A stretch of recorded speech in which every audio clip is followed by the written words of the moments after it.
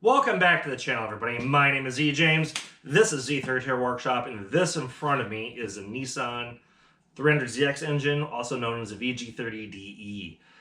We've been disassembling it. In the last video, we got rid of most of the timing stuff except for the cam sprocket on the crank, which I'll do in a later video because it's going to be a pain, I get a feeling. But this, we're going to start with the lower plenum. That's all this video is going to be. So hopefully I'll help some people out in that aspect. This is an early style everything. So this is phase one, early style, however they want to call it. It is held on by, let's show you guys here. It is held on by, I think, 8 or 9, 10. You got nut here, which is 12 millimeter. You have a 6 millimeter Allen head run there. So you got 1, 2, 3, 4, 5, 6, 7, 8, 9, 10.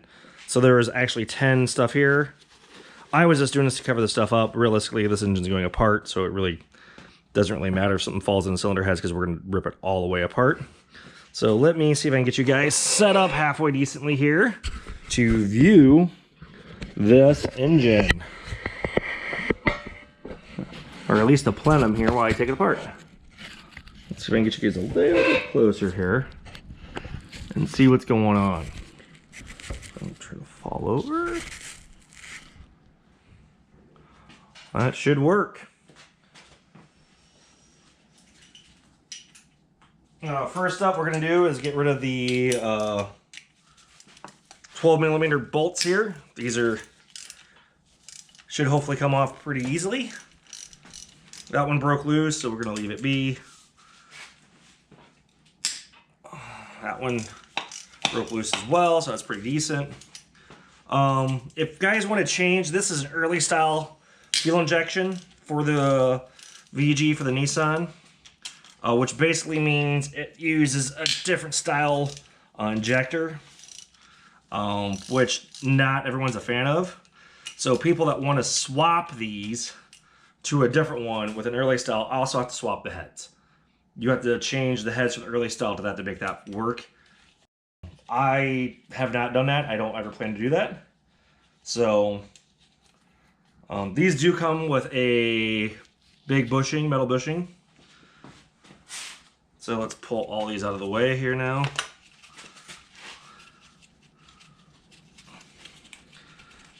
All that fun stuff. Come on out of there, sucker. As far as I know, there's no reason to port or do anything different with this lower plenum, other than if you were trying to do some type of different injector setup. That may be the case for some people, not for me. And you guys will see later on. I actually got an adapter kit to run an early style setup with my fuel injection, which I eventually will run Nismo 555s, which were really just Subaru injectors.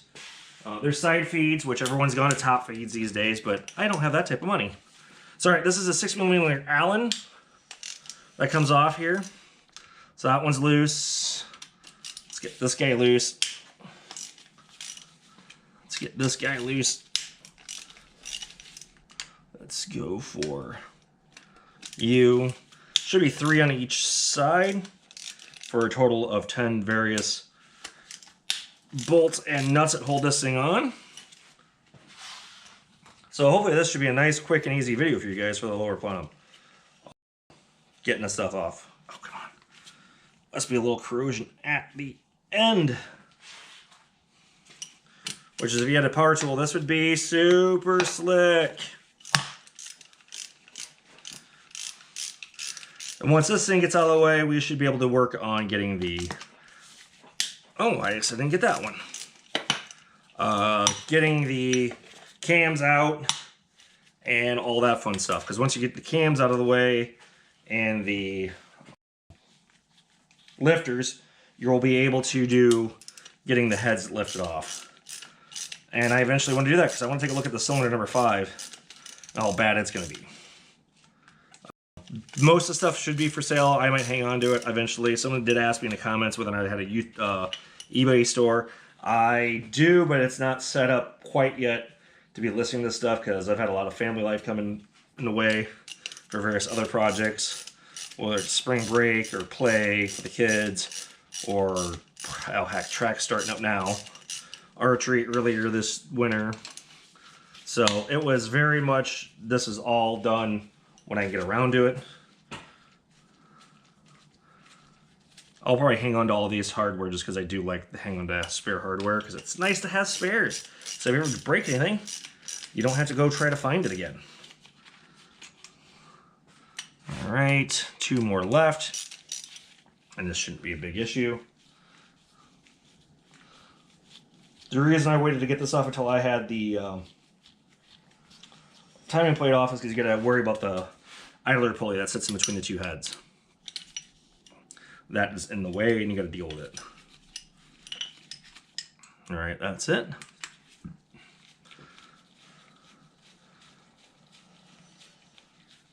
All right, here we go. That's all done.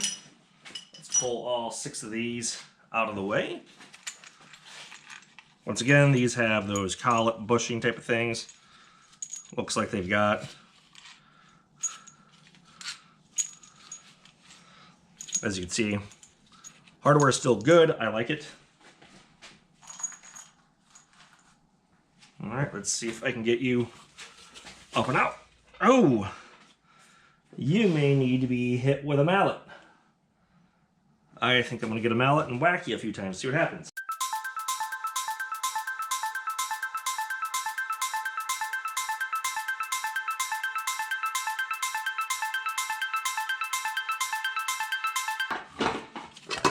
Huzzah! By the way, these gaskets for this lower plenum in the early style are ridiculously expensive. Let's take a look at what we got going on here, so you guys can show what the deal is. These are your intake ports on either side. I am assuming this is coolant passages, and that gasket is on there good. I don't know if you can reuse them. I gotta imagine they get bent. I mean, they're rubber and they get sealed up. So this guy is coming off ever so tightly. Come on. Let's do this one-handed. So yeah, these gaskets are metal with a rubber gasket or rubber in them, and they are entirely too expensive. Those are like 150 bucks a piece or more for the gasket. You can go get aftermarket ones to do stuff. So let me pull this off. We can take a look at it. I will eventually be pulling it off on the twin turbo motor because I'm going to be down this far to fix a lot of stuff, and probably cleaning all this stuff up. So that gasket's off. Let's see if I can get this other gasket and you guys can see it. Hopefully this video is not too long for y'all and enjoy it. Yeah, it's bending. I don't know if you'd want to try to reuse those. I would not. But as you can see, that's how this goes. The difference in the style on these, let's see this right, is in these recesses really here. Well, there's 2 differences here, and how these things mount to the heads. I don't know why Nissan did that.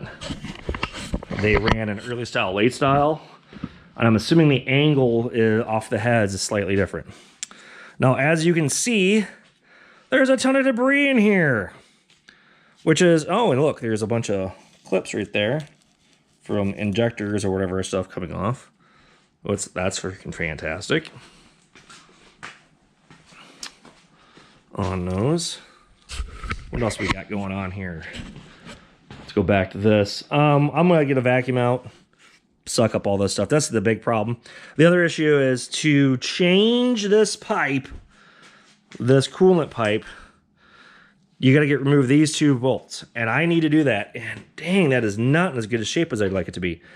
I'm gonna get it cleaned up and see if it's in good repair.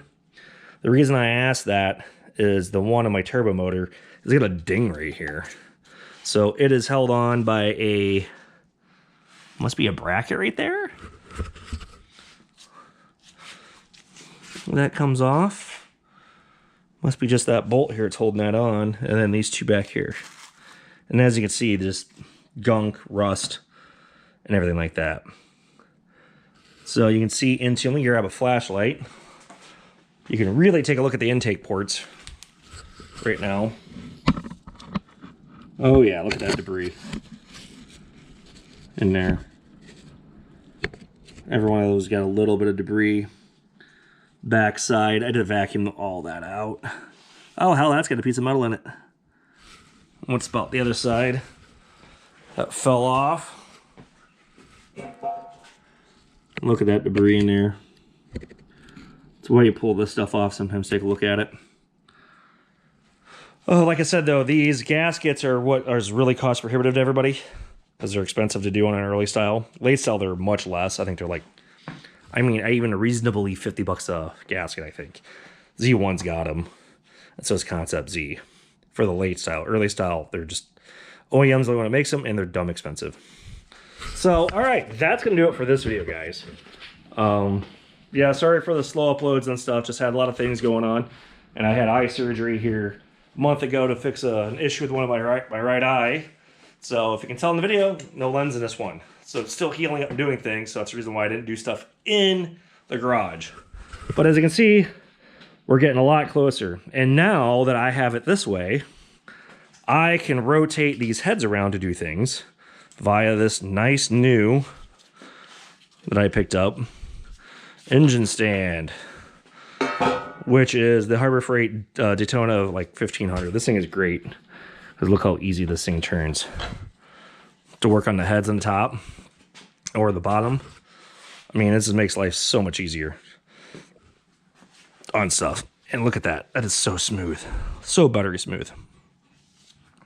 And once I pop the heads off, there ain't much more beyond that than getting down to the pulling the oil pan off and then pulling the oil pump, which this guy is being a pain.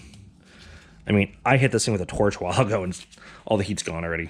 So, all right, that's going to do it for this video, guys.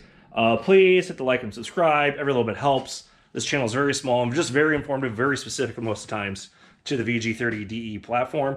Although I do other work on other vehicles. Hence the Durango, got a water pump a while ago. My son's Dakota got work done for a head for a coolant issue. My wife's van now needs transmission lines because, well, Chrysler being transmission lines. Although from the videos I've seen, very easy to do and very easy accessible. So hopefully I didn't jinx myself there. All right, everyone, if you guys have any comments, hit me up below. Take care, and I'll see you in the next video. Bye.